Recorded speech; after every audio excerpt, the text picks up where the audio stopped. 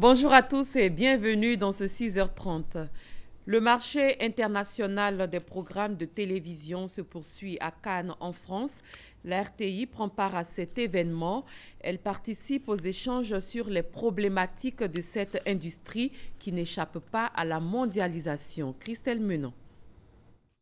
Elles sont chaînes publiques ou privées et partagent presque les mêmes problématiques dans ce contexte de mondialisation des contenus TV. Du Canada, du Danemark, de la Pologne, d'Italie et de la Côte d'Ivoire avec la RTI, ces chaînes de télévision se sont rencontrées lors d'un panel au MIP TV.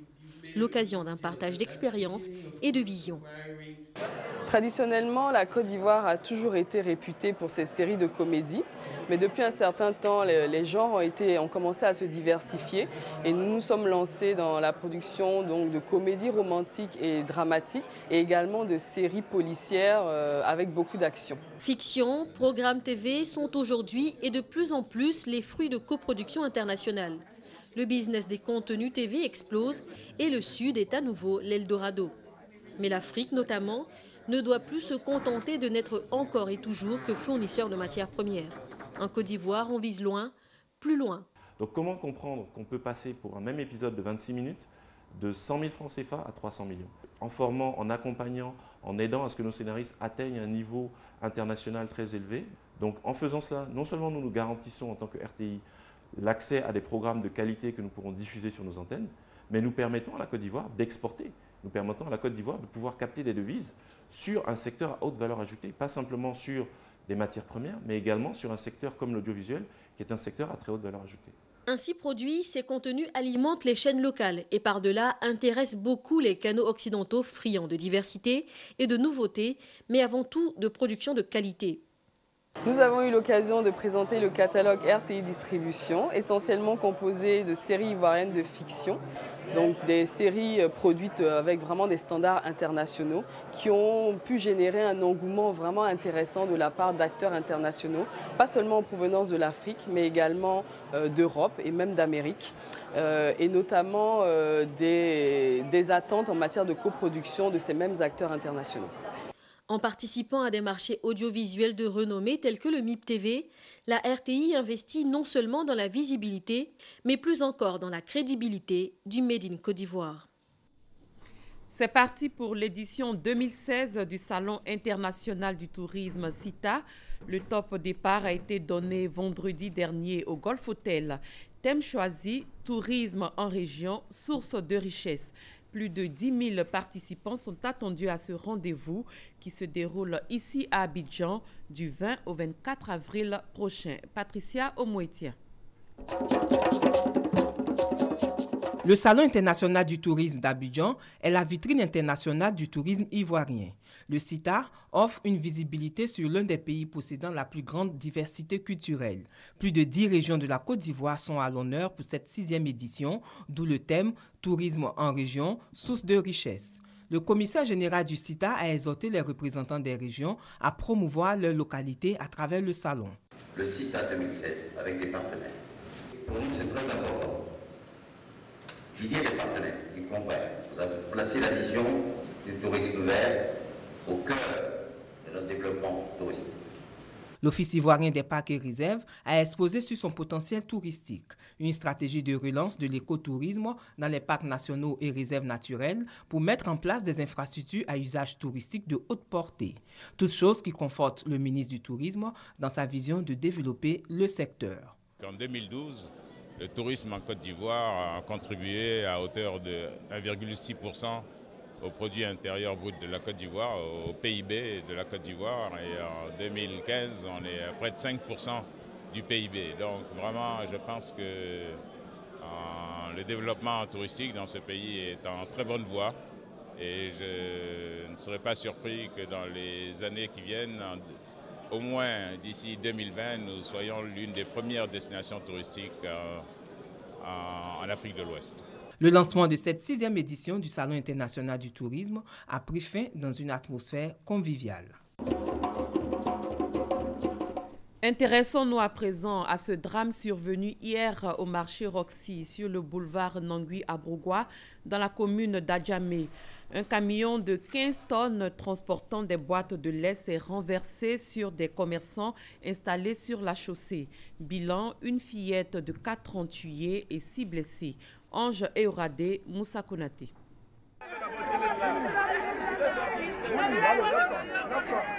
Scène de chaos sur le boulevard Nangui-Abrugwa à Adjamé. Théâtre du drame, le marché de Roxy. Ce camion de 15 tonnes contenant des boîtes de lait, immobilisé sur son côté droit. L'engin s'est renversé sur des commerçants installés sur la chaussée.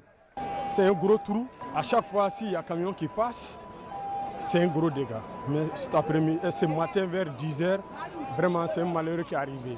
Bon, les commerçants sont assis derrière les poubelles. Non seulement ils sont assis, quand on dit le commerçant de quitter, il dit non, ils ne vont pas quitter. Le camion a été glissé, donc le derrière est parti et puis ça a tombé sur les gens. Le camion là est tombé sur les gens étaient beaucoup même. Et vraiment, c'est pas joli à voir même, parce que quand tu es dedans même là, le camion là, ça ne va pas te trouver là-bas. Quand tu es au bord des routes, forcé, si le camion passe là, si ça fait erreur là, ça va te toucher. Voies dégradées, occupation anarchique, des facteurs qui ont occasionné le sinistre. Les secours ont pu extirper 5 personnes, sauf une fillette. Les tentatives pour la faire sortir sont restées vaines jusqu'à l'arrivée d'une remorqueuse.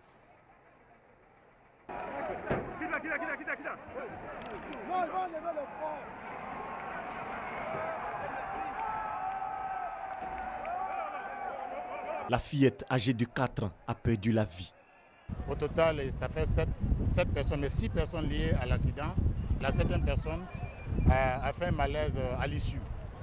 Toutes les 6 victimes ont été évacuées et puis la victime décédée a été confiée au compte funèbre. Le décor est tragique. Les populations restées sous le choc. Le chauffeur du camion, pour l'heure, est introuvable.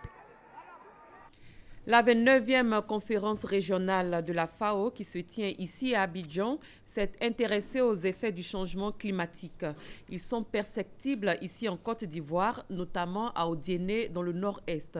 Des réponses endogènes ont été conçues pour faire face à ce phénomène, nous dit Noël Nyagnou. Fofana est cultivateur à Odiéné.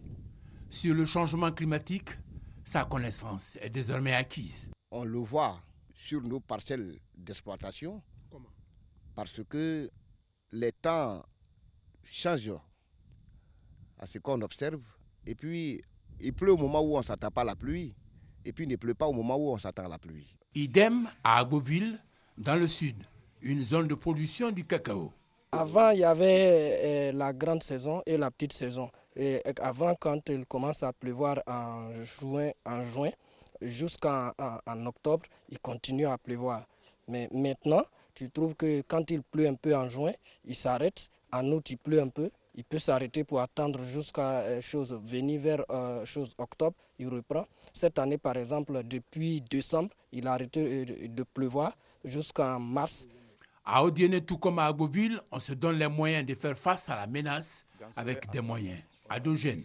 Malgré le soleil, tu vas voir là, quand le soleil est là, là est protégé. Quand le matin, ça y est, là est protégé. Et puis en bas, l'ombrage, chaque arrêt, c'est toujours mouillé.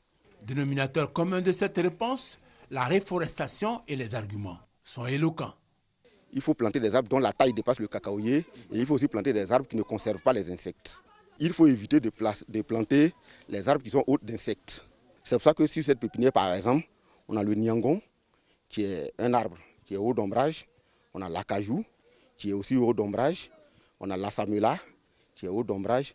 On a le hapi. Aujourd'hui, il faut préserver peut-être les bois. Nous, on s'est dit qu'en plantant l'anacardier, ça peut changer quelque chose. On n'a pas en train de faire de la déforestation. Peut-être en train de reboiser les espaces qui ont été peut-être défrichés à outrance avant. Une démarche en phase avec celle préconisée par la FAO.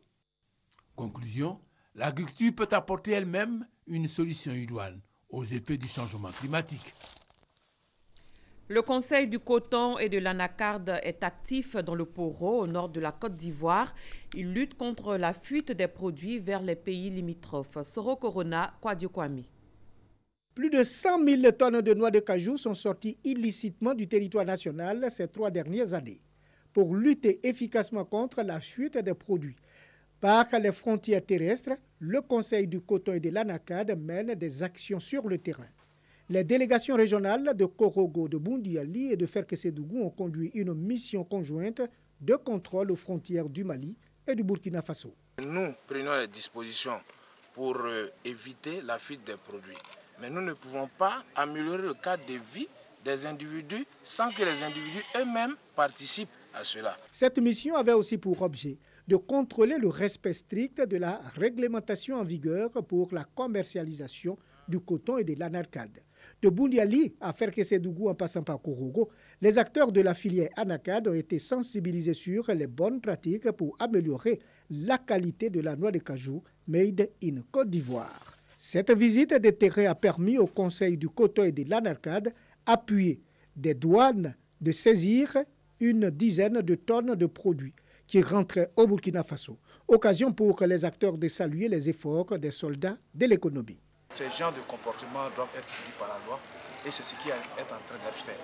Nous disons que chaque fois qu'on sensibilise nos opérateurs économiques qu'on ne peut pas s'enrichir par la fraude, il faudrait qu'ils arrêtent ce genre de pratiques qui nuisent à l'économie du pays.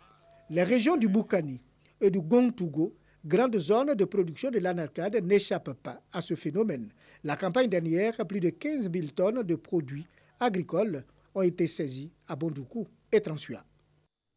À l'étranger, le président sud-africain Jacob Zuma reste au pouvoir. Le Parlement a rejeté hier sa destitution.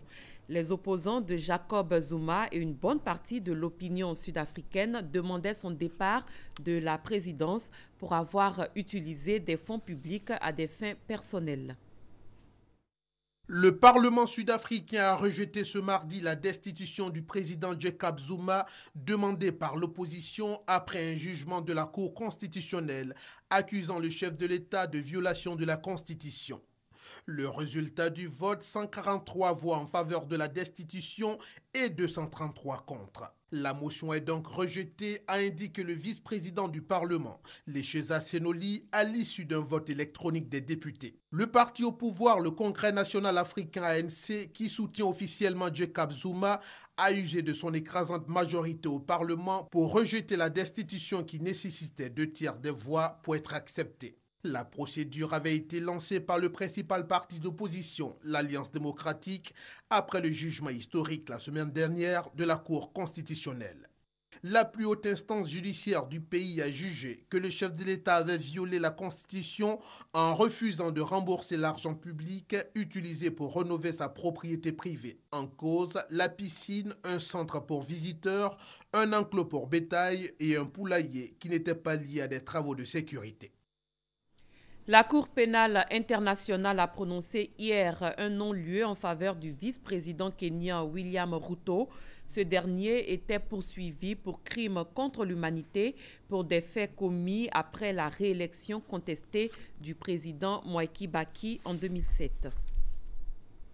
Dans le cadre de l'affaire Panama Papers, le Premier ministre islandais Sigmundur David Gunnlaugsson a annoncé hier sa démission. Des révélations ont montré qu'il avait des actifs cachés dans des sociétés offshore. Christelle Niawa, Michel Digri. Il aura fallu moins de 48 heures pour que les Panama Papers fassent tomber une première tête, celle d'un Premier ministre. Sigmundur David Gunnlaugsson, chef du gouvernement islandais, a rendu sa démission ce mardi. Déjà hier lundi, des milliers d'Islandais ont manifesté pour réclamer son départ de la primature après la révélation de ses avoirs dans un paradis fiscal. Selon les documents dévoilés, Sigmundur David a créé en 2007 avec sa future épouse d'alors une société dans les îles Vierges britanniques pour y placer des millions de dollars. Élu député en 2009, il l'a omis dans sa déclaration de patrimoine alors que la loi l'y obligeait. Et sachez que la coalition de l'opposition, le FOCAD IDF au Congo-Brazzaville, invite la communauté internationale à agir pour la tenue d'un dialogue politique dans le pays. Cette déclaration de l'opposition congolaise intervient au lendemain des combats qui ont secoué les quartiers sud de la capitale Brazzaville. C'est la fin de ce 6h30. Merci de l'avoir suivi. Très bon début de journée à tous et à toutes.